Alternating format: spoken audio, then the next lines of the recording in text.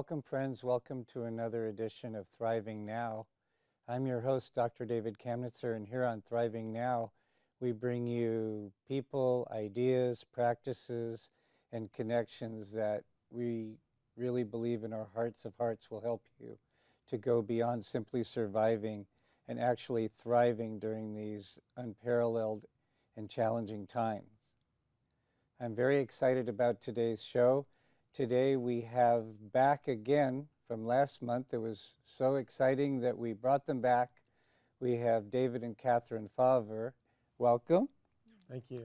David and Catherine are world-renowned Enneagram experts. And for those of you who don't know anything about the Enneagram, we'll do a very brief Cliff Notes version definition to bring you up to speed, and then we'll get into the heart of today's show, which is the Enneagram and transformation. For those of you who've been following this show for a long time, you know that transformation is my passion. And one of the things in the field of transformation that has been missing, in my opinion, has been a way to help people very precisely get at their blind spots, get at, shall we say, what people don't know they don't know, or the superstitions that they're living. We know in transformation that people do have those superstitions, but how does a person really hone in on exactly those superstitions they're living that are limiting them, that they don't even know are limiting them?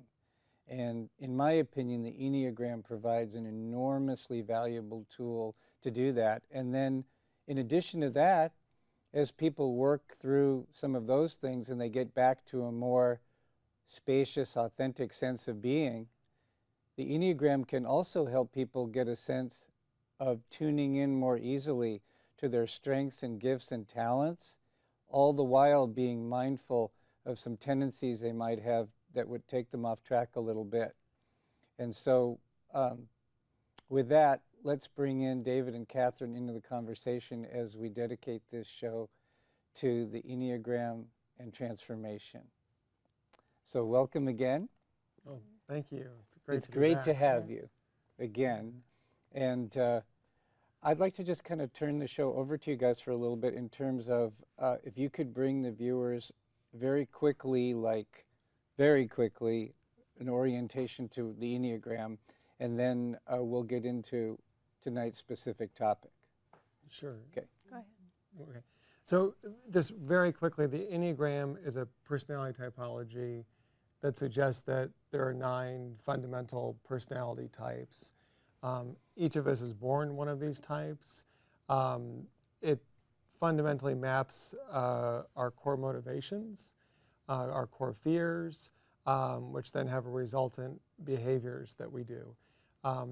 So the 9 types break down into 3 basic groupings. You've got kind of gut people, heart people, and head people, to think about it real simply. And each of us has one of these sort of areas that's dominant for us. Anything you would add? Just that there are Real 9 quickly. views of reality, all of which are inherently valid. No one is any better than any other. It's just our focus of attention and how we see the world. Okay. So I'm like listening to the listeners out there, and I'm thinking that some of them are thinking, well, that's overly simplistic, to chunk the world down into 9 views. And I know that one of the really exciting contributions that you guys have made to the Enneagram world is acknowledging that it is a little more complicated than that. And so how do you honor the integrity of the structure you've just described and at the same time acknowledge the complexities of human existence and human nature and make the Enneagram even more precise as a personality typing tool?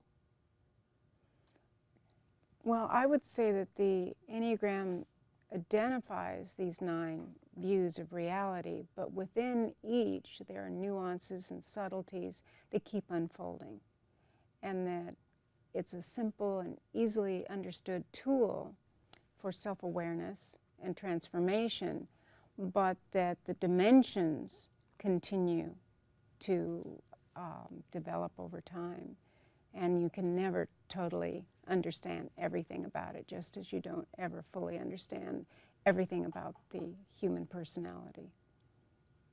Is there anything you'd like to add to that? Well, just I think the sense that, you know, the Enneagram at its simplest suggests that we lead with one dominant type, and that alone is transformational, as your show is focused on, for people to realize that.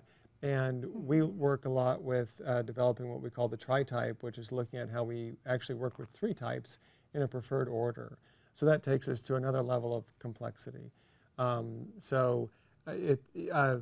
The model, what's so nice about the model is we can use it at sort of different levels, or, you know, kind of start people in a simple way, and then as they get that, move them into a more sophisticated, precise way to look at what's going on for themselves. And so depending on, you know, somebody could be looking at the basic level of the 9 types or the more sophisticated distinctions, but what I'm hearing you say, and it's true in my journey with the Enneagram, is that simply becoming aware of and being able to describe in language your type and to see your type in a larger context allows, that in and of itself is transformative.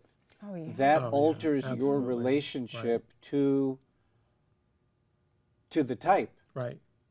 It's like, instead of it being the water you've been swimming in that you don't know you've been swimming in, you're now senior in a way where you can see it. And just in the seeing of it, your relationship to all the potentialities and pitfalls of that type starts spontaneously beginning to shift and have the possibility of healing. Yeah, you said that beautifully. I agree completely. I mean, I will often say when we do trainings that if you can just get someone's type right, you'll change their life. Because if someone's receptive, they can never see themselves the same way again. Because it's sort of like, you know, I love science fiction movies, and in The Matrix, you know, Neo wakes up that he's living in this sort of dream world, which is a sort of an analogy for a lot of spiritual traditions. And when you really get your Enneagram type, you have that kind of aha experience, like that this large part of you is sort of mechanistic, that's running on automatic, and you took it to be who you were, or that you thought that these were your natural choices. But once you start to realize how automatic it is, or habitual, you can start to interrupt that pattern, and that's where the transformation starts to come. And it develops compassion, because you really can start to walk in other people's shoes. I mean, that's the single word for me with the Enneagram. It's probably compassion and transformation. Compassion for yourself and compassion for other people that have a different type. Because you understand why people don't see things the way you do. And they're not withholding information, they're just tracking different data. And so you don't personalize what can seem so personal. I was just going to say, you don't make it all about you. Right. Right. Why don't we do this in order to kind of take these concepts and bring it home for people? Why don't you guys pick a type, one of the 9 types, just whatever one you want to pick, and talk a little bit about that type, specifically focusing on maybe the strengths of that type and some of the potential blind spots of that type. And then once the viewers have a sense of that, then we can go back and apply some of the concepts we've talked about to that type to bring it home. Okay, Sure. Yeah, you want to look at 4, since David and I are both 4s? Sure. Okay. And 4s love the Enneagram. So the strengths of the 4 is often sort of an emotional intuition. They often can be very creative. They're very in touch with their own inner emotional world. They often are very good at relationships, and also often very comfortable with the more darker, negative shadow aspects of feelings or emotions. The traps for fours can be getting caught in their feelings or over exaggerating their feelings, or feeling special or elite or kind of exempt. The core fear for four is of being inadequate or flawed or defective. So that's in the unconscious, and then the ego is trying, the more stressed the ego is, the more it's trying to create a compensation for that, which the four can sometimes want to be the special person or the elite person or the person who gets special, is taken care of, or sort of a diva. And that can be kind of the trap for the four if they don't realize that they're compensating for this. So with all the types, there's a natural gift and talents that, and then there's also sort of, as you said, there's sort of a trap or a blind spot. And the four is also very sensitive, very articulate, able to really name emotional experiences in a way that the other types have to do a little more work to. It's just an intuitive It's like the emotional understanding. unconscious is very available to the four, for better and for worse. And so we see a lot of, you think of like music, and a lot of the great four musicians were sort of the poets or the troubadours, or you think of like Bob Dylan or Joni Mitchell or Paul Simon or Jewel or contemporary. Where they're able to really go in and bring forth, Michael Jackson, a universal internal experience of emotion that everyone can relate to. Great example. And so, as you're talking, I'm like inside going, yeah. I can really relate to it. And the fact that I can view that, and the fact that I can view it without judging myself, and to know that that's just one of many ways of viewing life, that really opens up the kind of transformation and compassion that you were talking about. And the other thing that's interesting is, obviously, we talked about how within a type, within the four, for example, there's all these potential shades of fours. That's one of the things I thought about when you were talking. I mean, certainly Joni Mitchell and Michael Jackson have very different flavors of four. And this can be sort of explained and illuminated in different ways, but especially because of your guys' specialty. It really shows up in what we call the tritypes. So, like, can you give an example? Like, I know Michael Jackson's tritype. I haven't studied Joni Mitchell's tritype, but I would imagine it's very different.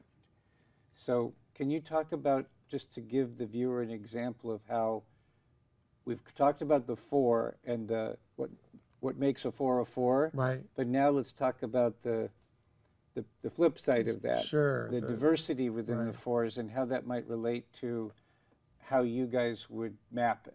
Do you want to? Well, the instinct too, that there are three variations within each type, and whether their primal drive is to focus on food, shelter, clothing, time, energy, and money, that's self-preservation, or whether they would focus on the social hierarchy and who's doing what with whom, and that's the social instinct, or whether the energy is going to the beloved, the one-on-one, and the connection. And they were two different instincts of four. Michael Jackson was socially focused, and Joni Mitchell was more the sexual one-to-one, about the other, the relationship to the other, as opposed to the world or multiple others. So there's that dimension as well, and then there's also this other dimension I mentioned earlier, that in terms of this trinity of head, heart, and gut, even though they're both primarily heart types, they may have different gut and head. So just to even look at like us, So I'm a four, what we call a 4-6-8. So I lead with four, but in my head center, I seem 6-ish. I'll use 6 strategies, and in my belly center, I'll use 8 strategies. Whereas you're using. But tell the viewers what that means. Yeah. So what it means, it's really simple. We all have a head, a heart, and a gut. And so in my heart center, I'm using a Fauvre style. In my head center, I'm using the sort of the strategies of the style of type 6, which is more to be either really loyal and dutiful or sort of doubting and questioning. And then in my belly center, I'm using the 8 strategies, which is more of holding my own authority or upholding boundaries or being very protective or sort of, the kind of guard dog kind of energy. So for me as a 4-6-8, it makes me a very reactive 4. I have all 3 of those types of the reactives. So a lot of my growth work is in not being so reactive, because every part of me is saying react, react, react. So we call this the truth teller, where, do you want to talk about? Well, yeah, look at it very simplistically. The 4 is focused and has a drive to be unique and original, and the 6 has a drive to have their peers and people that they feel safe with. 2 different drives. And then the 8 in the belly center has the drive for autonomy and to be in charge and master and commander of their own life. So you have 3 types that kind of come together in a way that creates this third piece, which is the truth teller that he's talking about, which is to call off the truth of each center of intelligence, whereas yours are very different. So before we get into mine, how does knowing all that, other than the fact that it's interesting, how has knowing that sort of at the level and depth that you know that, how has that helped you? How do you work with that knowledge in a way so that it's not just an interesting conceptual piece of information? How do you live with that and work with that so that that transforms you? Right, absolutely. I mean, we know that, insight alone is generally not curative, right? So it just having intellectual knowledge. So you have to work with it. And for me, I think, or for any 4-6-8, it's a simple thing is to really work on the reactivity, to understand that my alarm bells are often going to go off much earlier than other people's and much louder. And most of the time I'm on to something that other people aren't seeing yet. And then the work is, how do I bring that truth in a way that other people can integrate it? That I'm not sort of Paul Revere, running around announcing problems all the time. So maybe where the other person feels safe enough and interested enough to want to receive it. Right, exactly. Tell me more. Yes. Right, exactly.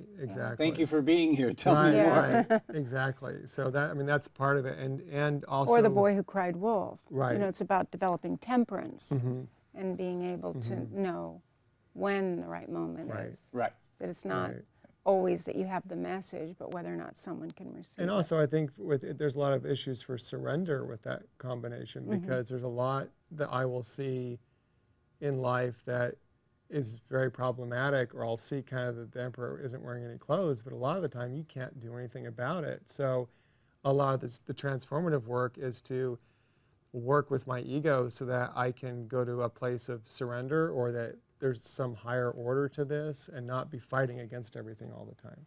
Right.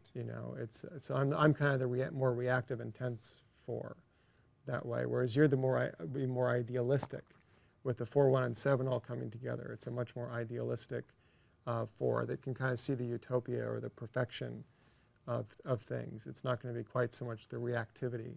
That's more of an idealistic orientation. Do you want to talk a little more about the 4-7-1, how the 1 comes into that? Yeah, so the drive to be unique is the 4 in the heart center again.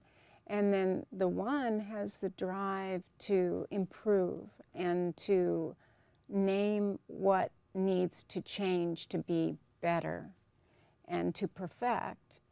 And the 7 wants to see the options and the possibilities. It's a drive for movement and change. And so when those 3 come together, you have the vision and the focus that is always looking at the way to improve and expand. And then, of course, the difficulty is to get caught in the rules and the way it should be, and to sometimes miss that what is is already perfect in and of itself. Right.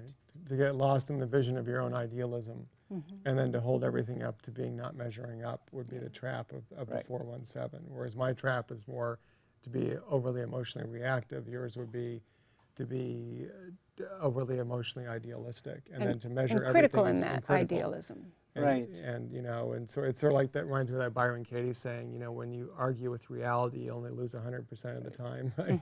You know. And for me, So- it's really been helpful to get some objectivity about that and to start more to find the joy in the ordinary, to find the extraordinary in the ordinary. Right. Which is the path for 4 too. But the high side too for 417 is you are going to have the vision of the ideal and the balance. I mean, like you're doing this show. Right. You know, and to be able to see the progressive and to be able to integrate it. So you have the depth of the 4, the discernment of the 1, and then the sort of the future vision of the 7. That's an amazing combination coming together. So if the ego is healthy and your spiritual practices are healthy, you can manifest the higher essence of that archetype, right? And then really bring something into the world that's very helpful. And that's where the transformation, I think, is, you know, like you said, you know, are we just surviving, or are we actually bringing forth something that's transformative or being of service in the world somehow? And each of us, because of our tritype, has a very specific way that we can give that others can't. Now, one of the things I found so exciting about your research, because it dovetails with some of our core theories in transformation, is that each of us literally brings forth our own world, and one of the ways we do that big time is through language. And one of the things I was really delighted to discover, that when you did your research that was in the context of the Enneagram types, and then later on in the tritypes, you found an enormous specificity of a particular type tended to use certain words and speak in certain ways. Could you give an example or two of what it is you discovered? Well, it was pretty intriguing because when I asked people to find 5 adjectives that would say the most about them as a person, not a talent like being able to play the piano or something of that nature, but characteristics and qualities of character. And it was intriguing to me that the 4s used the word deep over and over and over again. And that wasn't even necessarily in the literature at that time. This was 16, almost 17 years ago. And the 7, conversely, was the type that used the word clean. Now, we would think more that the 1 who's focused on improving and getting it right and doing what they should, that they would have used that word. But it wasn't. It was the 7s that wanted to not be messy, to have, and they wanted to be cool as well, but it was the cluster of words. It wasn't just an individual word. It was the way the words came together. And then in terms of the tritype, then there's a vocabulary unto each tritype. And that's really going to have a lot to do with our focus of attention, what we want to do in the world, our sense of purpose, what's going to make us happy, where we're going to naturally be able to make contributions that others might struggle with, that would be easy. You know, one application I see of this is that if you wanted to help people increase their compassion for all different types, you could have them have more variety in their vocabulary and almost try on different worlds by consciously changing their languaging. Yeah, that would definitely be a fun exercise to do with people. You know, we definitely create the world with our thoughts and by our language. And it was this astounding discovery that Catherine made to see that each type actually speaks in its own identifiable lexicon pattern. And it doesn't matter, you know, gender or education, et cetera. So, which points also to that the Enneagram is pointing to something neurological or genetic, most likely. Well, this is so exciting. I mean, the 7 in me is just tripping out on all sorts of different possibilities for applications and research. We've got a couple minutes left. Maybe you could talk about kind of what's on the cutting edge for you guys in terms of your research, and in general, sort of your take on where you see the Enneagram going over the next period of time. Well, we see that lexicon as a incredible tool for transformation, not just to try on, but to translate with others. So I find that I will tend to use, as an 8, I'm focused on challenge and taking charge, and I'll use it too much, and it may not be as helpful. So if I understand that someone's a 4, I can help them see ways to be compassionate through their depth, through their originality, through their uniqueness, as opposed language that I would want to use. Right, so your flexibility, you're being tuned in, and then your flexibility in your language behavior helps you to connect with people more deeply, helps them see more things. And to create a bridge. Right, absolutely. Right.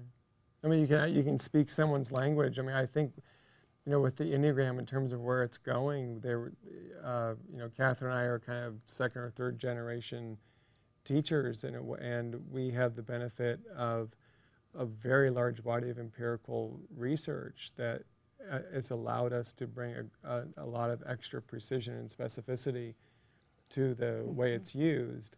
And I think that's what we'll see overall. I mean, so in general, what we're seeing is the Enneagram is now internationally used at all levels of the. Great. So Well, I'm getting a signal that we have about 30 seconds left. All right. Yeah. But I hope this conversation will be useful in contributing to the unfoldment of the Enneagram and its accessibility and value to people. And thanks for coming back. Yeah, thank you, David. And for those of you out there, thank you so much for joining us. And when the credits roll, you'll see contact information for David and Catherine, and how to learn more about their work, and my contact information will be there as well. So thanks for tuning in again, and until next time, my heartfelt prayer is for you to continue to be thriving now. So we'll close with love and peace. Bye for now.